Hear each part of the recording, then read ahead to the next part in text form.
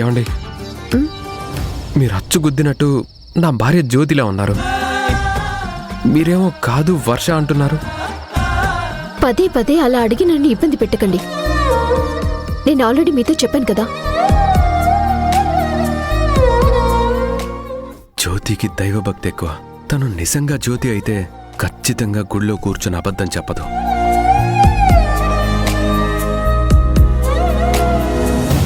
సరే అండి, నేను మిమ్మల్ని ఇబ్బంది పెట్టను. బట్ ఒకే ఒక్క మాటకి సమాధానం చెప్తారా?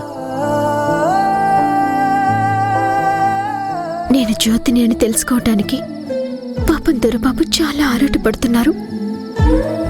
అడగండి. మీకు దేవుడంటే ఎంత భక్తో, ఎంత నమ్మకమో ఇప్పుడే చూశాను. గుడి గంటలు మోగుతున్నాయి. కార్తీక పౌర్ణమి సందర్భంగా దీపాలు వెలుగుతున్నాయి. దేవుడి సాక్షిగా, మోగుతున్న గుడి గంటల సాక్షిగా, మీరు పెట్టిన దీపాల సాక్షిగా నిజం చెప్పండి. మీరు జ్యోతినా కాదా? నా జ్యోతి ఎప్పటికీ అబద్ధం చెప్పదు. మీరు గుళ్ళో కూర్చొని ఏం చెప్పినా నేను నమ్ముతాను. చెప్పండి.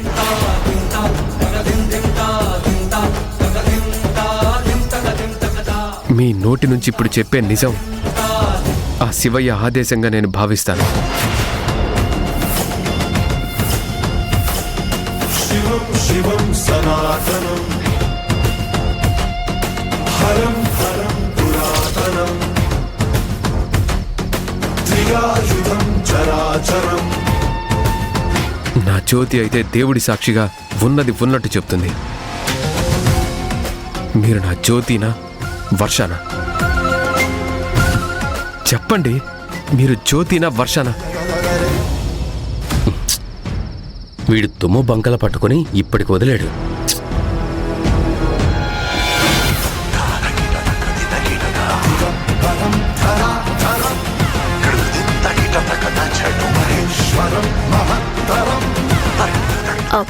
అది నేను.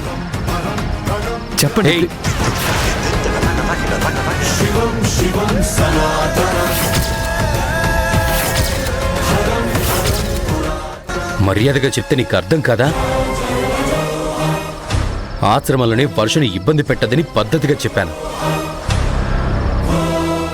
ఇంకొక్కసారి వర్ష జోలికొస్తే ఈ ఊళ్ళోనే కాదు, ఈ భూమి మీదే ఉండవు. రా వర్ష.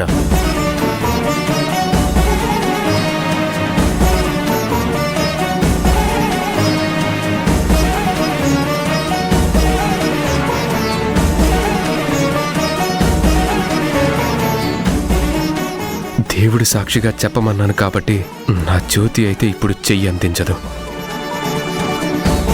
నేను జ్యోతిని అని ఒప్పుకుంటే వర్ష ఆశయం నెరవేరదు దొరబాబు.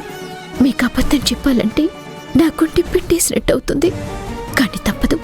నన్ను క్షమించు దొరబాబు.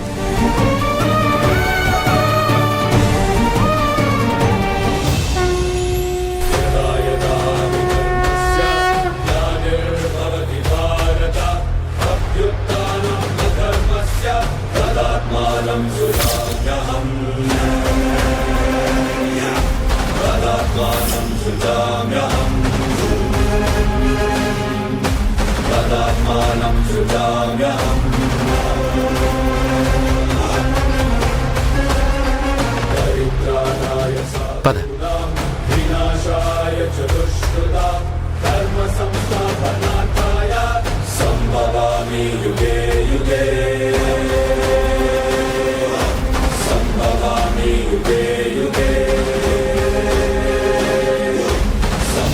తనేమో నేను వర్ష అని గట్టిగా చెప్తుంది. నా మనసు అందుకు అంగీకరించడం లేదు. ఏది నిజం? దేన్ని నమ్మాలి?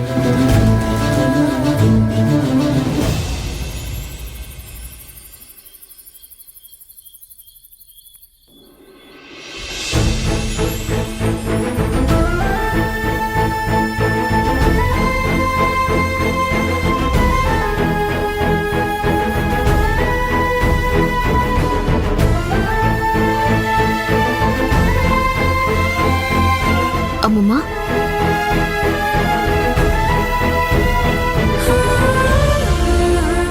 ఇంకా పడుకోకుండా అలా తాతయ్య ఫోటో చూస్తూ బాధపడుతున్నావెందుకమ్మమ్మా?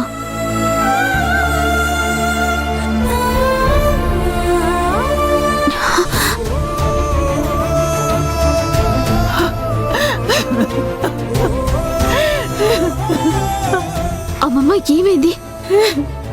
ఎందుకలా ఏడుస్తున్నావు? నువ్వింత ఎమోషనల్ అవుతుంటే నేను చూడలేకపోతున్నాను. చెప్పమ్మమ్మా, ఏదైనా ప్రాబ్లమా? ఎందుకు నీ మనసుని ఇంతగా కష్టపెట్టుకుని ఒంటరిగా బాధపడుతున్నావు? 25 సంవత్సరాలుగా గుండెల్లో దిగబట్టుకుంటున్న బాధమ్మా. నేనేదో ఆశ్రమం చూసుకుంటూ పిల్లలతో పెద్దలతో కాలక్షేపం చేస్తూ రోగులకి చికిత్స చేస్తూ బాధల్ని మర్చిపోయి కాలం గడిపేస్తున్నాను. పెద్ద కూతురు ప్రేమ పేరుతో మమ్మల్ని వదిలి వెళ్ళిపోయింది. కొడుకు జాడే లేడు. మీ అమ్మ మంచం పట్టింది. ఇన్నేళ్లకు మీ పెద్దమ్మ వచ్చింది. కానీ తను గతం మర్చిపోయింది. ఇవన్నీ చూడడానికేనమ్మా నేను బ్రతుకున్నది. అమ్మమ్మా, ఒక తల్లిగా మీ ఆవేదనలో అర్థం ఉంది. మీరు దేవుణ్ణి నమ్ముతారు కదా. ఇన్నేళ్ల తర్వాత పెద్దమ్మ వచ్చింది అంటే అందుకు ఏదో కారణం ఉండి ఉంటుంది. ఆ దేవుడు ఇప్పుడు మొదలుపెట్టిన ఈ కొత్త ఆట ఇన్నేళ్ల మీ బాధని దూరం చేయటానికేనేమో. మీరు ట్రీట్మెంట్ చేసి మీ రెస్పాన్సిబిలిటీని పూర్తి చేయండమ్మా. ఆ దేవుడే పెద్దమ్మ రావటానికి కారణమేంటనేది ఏదో రూపంలో చెప్తాడు. ఏది జరిగినా మన మంచి కోసమే అన్న నమ్మకంతో ఉండండమ్మమ్మా.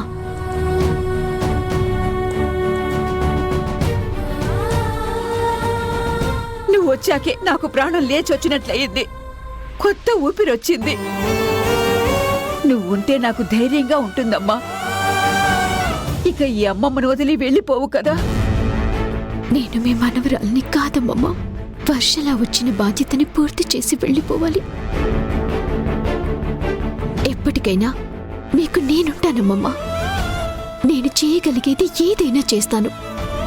ఇక నుంచి బాధని మీ దరిదాపుల్లోకి రాకుండా నేను చూసుకుంటాను. ఈ మాట అన్నావమ్మా, నాకు చాలా సంతోషంగా ఉంది. ఇంకేం ఆలోచించకుండా వెళ్ళి పడుకోండమ్మమ్మా.